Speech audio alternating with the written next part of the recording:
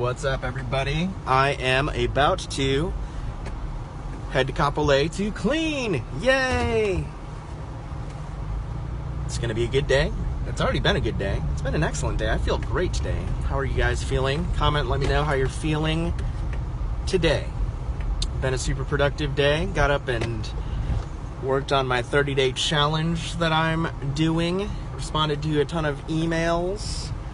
Sent a bunch of emails. I'm actually building a new list for my church and just going to be trying to send out more regular communications to people in our congregation. So I think that'll be really good to do that. We went to lunch this past Sunday with a couples, 2 new families that have been going to our church since we started pastoring there. And our senior pastor sends out an email every day, and so does the other assistant pastor, actually. They usually send what they've been reading in the scriptures that day, and the senior pastor will tell some stories about what's going on in his day.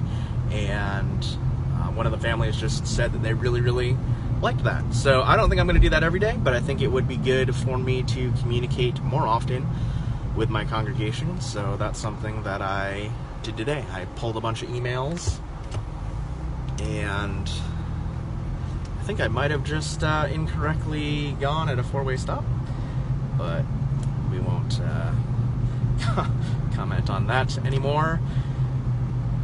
So yeah, so got that email sent out, and we'll see, and also got the order of worship and everything out as well, and sent an email to our worship teams. So lots of communication today. Something I really feel like I need to grow in, and communication is a full-time job. Hey Lisa, thanks for watching. Glad you're feeling good today. I saw that you Marco Polo'd me. I will respond after this video. But yeah, communication is something that I'm growing in and really seeing the value in. I think as a leader, you have to communicate a lot. And so that's what I spent most of the day doing. That's what this is right here as well. Trying to polish my communication skills. So I think something I've learned is that people are resistant to change. And if you're a leader, you're probably changing things. And so that's not anything bad against people. I don't like change either. And so the leader's job is to alleviate people's fears when it comes to change. And that only happens through good communication as to the why you're changing things. So that's what I'm really trying to implement in my life, is alleviating people's fears to get them to have and take action. So I'm working on my communication, friends. So what else is going on? Jess is in day 3 of her BCC. This is her second session. So BCC, hello mother. BCC is the Biblical Core Course. That's what Jess and I moved out here for her to direct. So the Biblical Core Course is a 3-month school where students come into YWAM. They have to have already completed a discipleship training school. And then they spend, so after they complete the DTS, that's 3 months of lecture and then 2 months outreach. Then they can come back and do secondary schools, and one of those secondary schools is the Biblical Core Course, which Jess leads. And so this is a 3-month school where students read through the whole entire Bible and then study certain books inductively. And so this first week they've been working on setting the foundation for what is inductive Bible study. And inductive Bible study is all about historical context, making interpretations of the text based on observations from what the text originally meant to the original readers and original hearers, which is something I never learned in church, and it makes a lot more sense of the Bible. So I am teaching Revelation in this course, which will be the very last week of their school. I taught Revelation for the first time in the fall school, and so this morning I started brushing up on some of my notes. I'm reading a new book about Revelation, and he starts out his book talking about the same things, about interpretation, that we cannot make the Bible say what it never intended to say. And I think that that's a really, really good and healthy statement when it comes to our biblical interpretation. So far the students have learned about observations and there's all kinds of different observations. I stepped into class the other night, and they were talking about figures of speech and going over all of the figures of speech. And then they're going to do interpretations based on, again, on that original historical context, what was going on, who's the original author writing to, and so how do we interpret what they're saying based in that context. It's not, what is this text saying to me, because it wasn't written to me. And then, so observation, interpretation, application, and then there's some other steps as well that they're covering. So they're going through Jonah right now, and I've heard it's going really, really well. So they have 6 students. Joanna Denny, hello, thanks for watching. I am just passing Punahou right now. So, loving the Hawaii life. Wish you were here, Joanna. So yeah, that's what's been going on in Jess's world, but I titled this video OMAD, IF, and intensive counseling. So comment and let me know before I tell you what these things mean, if you know what any of those sorry, somebody totally just pulled out in front of me, what any of those acronyms mean. So I have been thinking about going and doing some counseling. The word intense makes it sound so intensive, but I think it would be good training as I do ministry to get some counseling, and also learn how to walk through that process so that I can help others as well. It's something that the Lord's just been putting on my heart. The problem is it's super expensive. So I've been talking to some people about that possibility, and our friend Dave challenged me. He said, I will donate to you a matching gift, and the gift is to yourself, if you fast 2 meals a day and only eat 1 meal a day.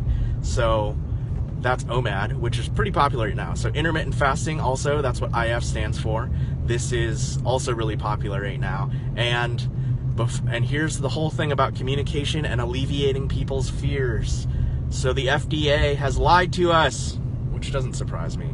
I don't know if they've intentionally lied to us. They might just be misinformed. But there is a lot of scientific study out right now that talks about grazing all day keeps your insulin levels at a really high level, and the whole thing of like you should eat 6 small meals a day is not actually true at all, because that keeps your insulin levels high, which signals your body to store fat. So, and the same thing with FDA stuff that you should eat a low-fat diet. That is now being questioned as well with scientific data as well. People are thinking that a high-fat, low-carb diet is a lot better for you. And so obviously I'm not a scientist, and I don't really care to get into the controversy of this, but if you want to argue with me, you can, that's fine. But keto is high fat, low carb, and I did this when we were in Tennessee, and I honestly think that this is why Jess and I were able to conceive, because we both did it. And yeah, I think we got healthier and were able to conceive. So we have not been ketoing since been in Hawaii, and so my friend's challenge is really good. What's interesting is when I was doing keto and I found out about intermittent fasting, so there's a thing called 16-8 where you eat in 8 hours and then you fast for 16 hours. So you just close up your eating window. So it'd be interesting to know what your guys' eating window is. What time do you eat your first meal and what time do you eat your last meal? So if you do 16-8, that means your eating window is 8 hours. And when I kind of stalled out on keto, losing weight, and then I did keto and it just kickstarted, or excuse me, I did IF in a 16-8 and it just kickstarted everything, and I started losing weight again really fast. It literally just like shred the pounds. And I think that's because it gives your body time to rest and actually metabolize the things that are going on in your body. So OMAD is an even, more focused thing. It's just one meal a day, and it gives you a long period of time for your body to repair itself. So this isn't like a self-punishment thing. It's not like an extreme diet or anything like that. I mean, I guess it seems extreme, but it's an interesting challenge. And my friend Dave said that that's what fasting was usually done in the early church anyway, was that you saved money and you gave your meal to the poor. So he is going to match a donation for me if I do this. And what's exciting is when he was here, we were talking about it, and I was like, man, I really need to get back on this. So this is motivation for me to get back on that. So I'm thinking I'm going to do that, probably starting on the 15th. And what's nice about OMAD, 1 meal a day, or intermittent fasting, is that it works and pairs really well with keto. So if you're eating sugary carbs, again, that spikes your insulin throughout the day, and you are constantly hungry because your body is signaling, and the insulin levels, you just stay in a constant state of hunger. But if you're eating fat, it keeps you full a lot longer. So I think that is what I'm going to do for 30 days and see how that goes. I think it's going to be good. I think it's going to be challenging, but I really want to be in a place of challenging myself. We only grow when we do hard things, and that means we have to intentionally place ourselves in stress and do hard things for growth. So I don't want to come up short on the day where I need to put myself in a place of stress where it's needed. I want to be able to have practiced stress in a controlled environment before I actually need to have to rely on that, if that makes sense. So yeah, I think that is something that I'm going to do. So my question is, would you like to do a 30-day OMAD or intermittent or keto challenge with me? I'm going to be starting on the 15th. And the thing about this is I'm intentionally starting on the 15th because preparation is key to doing any lifestyle change. And especially for me with like diet and food and stuff like that, if I don't have stuff that's convenient and ready, and I'm hungry and there's nothing in the house and I'm not prepared, failure is so much closer. So I want to take some time to get mentally prepared for this, as well as get stock up on some stuff that's ready to go in the house. So let me know if you want to participate with me on a keto. You can do any of these things. If you want to do OMAD, intermittent fasting, or keto, let me know. For the 30 days, I'm going to go, what is this month? April 15th to May 15th. And my buddy Dave is going to be donating $10 per meal that I skip. And that's going to go in the intensive counseling fund.